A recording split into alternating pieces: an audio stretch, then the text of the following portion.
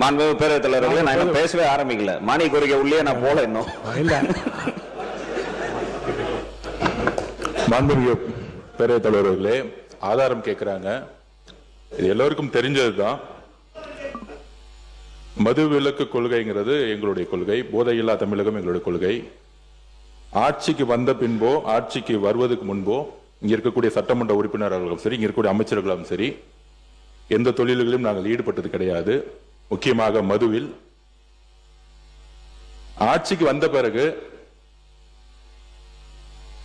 திமுகவுடைய ட்ரெஷரர் சாராய ஆலை நடத்துகிறாரா இல்லையா? ஒரு கேள்வி. திமுகவுடைய பாராளுமன்ற உறுப்பினர் ஜெகத் ரட்சகன் சாராய ஆலையை நடத்துகிறாரா இல்லையா? அப்ப சாராய ஆலையை நடத்தி கொண்டு டாஸ்மாக் நிறுவனம் மூலம் ஆர்டர் வந்து யார் வாங்கினது? அப்ப இது பேர் தான் கான்ஃபிளிக்ட் ஆஃப் இன்ட்ரெஸ்ட். அரசே, திமுகவே அரசு, திமுக இருக்கக்கூடிய பாராளுமன்ற உறுப்பினர்கள் சாராய ஃபேக்டரி நடத்துறாங்க, திமுகவுடைய பொருளாளர் சாராய ஃபேக்டரி நடத்துறாங்க, திமுகவுடைய ஐடி மினிஸ்டர் இருக்கிறவர் சாராய மினிஸ்டர் நடத்துறாங்க.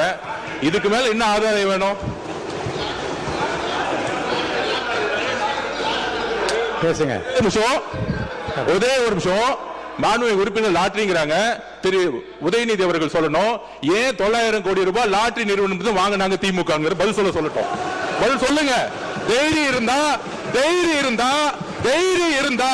லாட்டரி நிறுவனம் 900 கோடி ரூபாய் திரு மு.க. ஸ்டாலின் அவர்கள் ஏன் வாங்கினார்கள்? தைரியம் இருந்தா சொல்லுங்க. அப்ப சொல்லுங்க. நான் எந்த